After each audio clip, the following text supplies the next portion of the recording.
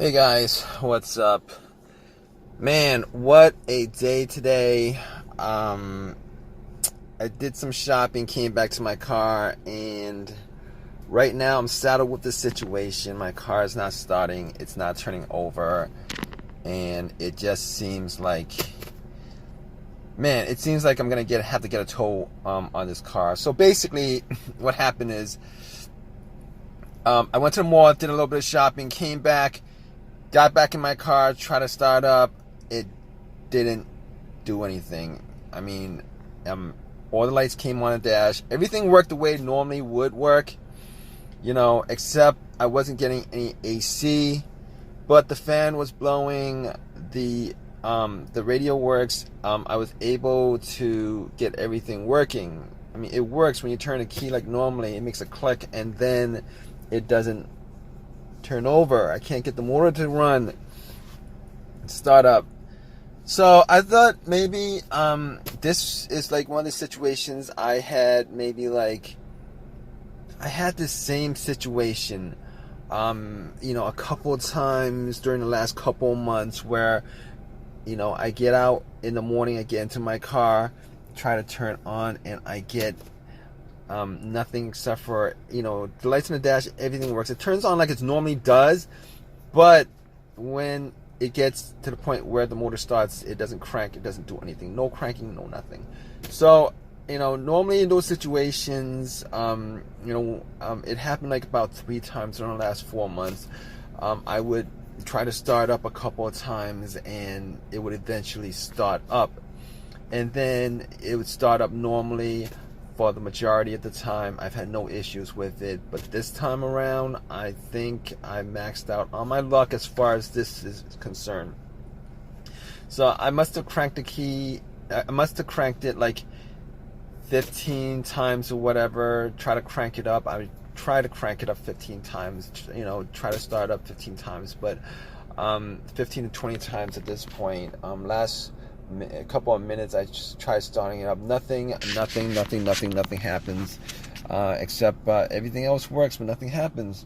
Kind of sucks that way, but so basically I thought maybe it could be okay. So at this point I'm trying to rule out certain things that might be causing this situation. All right, because I've had this situation before. I mean, it's not a new situation. So my first thought is okay, let's rule a couple of things out. Let's rule the alternator out. Okay, alternator, as far as this is concerned, the alternator normally gives out on you when you're driving or when the engine is on. When the engine is on, when the motor is on, you try to crank it. When the motor is on, running or whatever, at any point the motor is running and it dies out on you, then you could say it could be the alternator. It's probably the alternator. It could be the alternator. It could be a couple other things, but it could be the alternator. But once you jump start it, the car should turn on. And then once the cable is off, the car will die off because the alternator is not charging the car, which is, the test, which is how people normally test for alternator issues. Okay, so fortunately, it doesn't matter. That's not the issue, because I did have somebody try to put cables on it, and nothing happened. The same thing happened, and the guy left. We left the cable on the car for about a minute just to make sure it was charging up and stuff like that, like gotten up of a charge. But normally, if it's a really low charge and it's the battery or the alternator, you would have like a slow crank. For the most part, you have a slow crank. Okay, alternator is left out, so battery could be eliminated too, because there's no issues with anything. The lights, nothing. I turned on the headlights just to make sure the battery was good. It's daylight out. I didn't leave the lights on. I'm 100% sure I didn't leave the lights on. I wasn't even gone for maybe like an hour, so that's not the cause of it.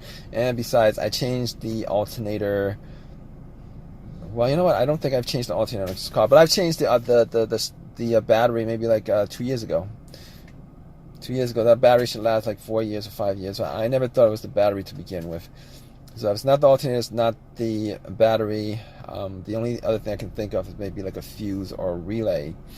Now, I've had these situations before where the fuse blew, the starter fuse blew, and I don't know if it was a starter fuse, but I've had a situation where my car had trouble starting, turning over, did all the tests, and you know, did all, you know, tested all the fuses, and it was a fuse that was a problem, but the car did turn over. Normally in situations where a fuse is the culprit for the car not starting, normally you either have like no power at all, like if the cables was off the battery, you have no power at all, and nothing happens when you turn it, like no power, like no lights on the dash, no radio, nothing. All right, it's not the situation here. Or it cranks over. No, or it cranks, but it doesn't crank over. It cranks, but it doesn't crank over. That's not the situation here. It doesn't crank at all, and all the lights all work and everything. All the lights work and everything works. So that's not the situation at all. As far as the relay is concerned, I don't think it's the relay. Okay, I don't think it's the relay because this car actually makes a click when I try to turn it on. It actually makes a click. It clicks. It clicks. So, I mean, if it clicks, it means that the solenoid is actually firing off. You know, it means the solenoid is a click. It means that the solenoid is actually firing off. It means that there's electricity going through the fuses, there's electricity going through the relay, there's electricity going to the motor, going to the solenoid. Unfortunately, the motor won't kick over. The motor won't kick over.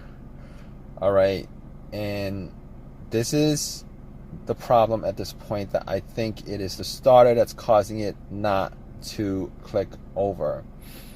All right, it's, you know, here's the thing about the starter in this car. I changed the starter like about a year ago, and I pretty much had the same situation about a year ago. So I'm like, you know, it's not like a new situation to me as far as starter issues concerned, but I still had to go through, you know, trying to figure out, eliminate all the stuff, because these starters are supposed to last like 150,000 miles. It's supposed to last like a really long time.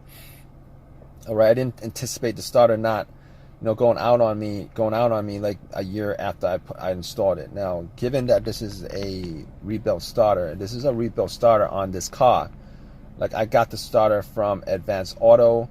It's a rebuilt starter. It's not a brand new starter. So I'm thinking, if you guys know anything about what they do with rebuilt starters, they actually take the part that's broken out, they put a new part in, but the whole entire starter, they clean it up, put it through chemicals or whatever to clean it up. But most of the starter, except for that single part, has the same mileage that the car came out of. So if that starter had like that car had like 150,000 miles on it, and they pulled that starter out that wasn't working, all they did was take out the part that they see that's not working, pop the new part in, clean it up.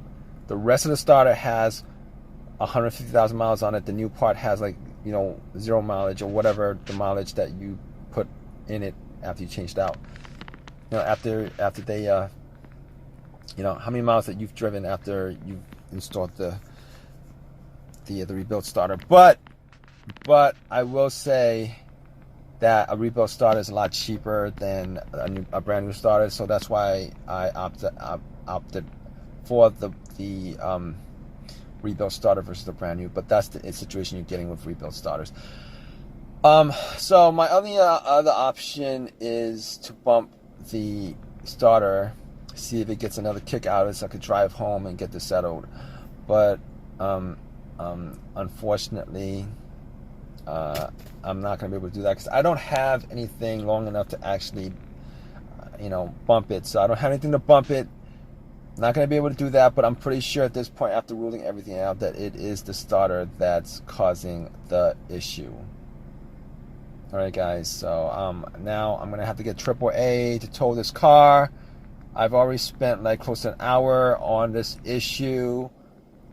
It's hot out, and I'm going to have to get AAA to come an hour from now, hour and a half, to tow my car back so that I could change out the starter. I don't even know if that starter is warranted. I think it's warranted for a year. I don't know if it's going to be warranted up to this point. Probably over a year, but I'll keep you guys updated.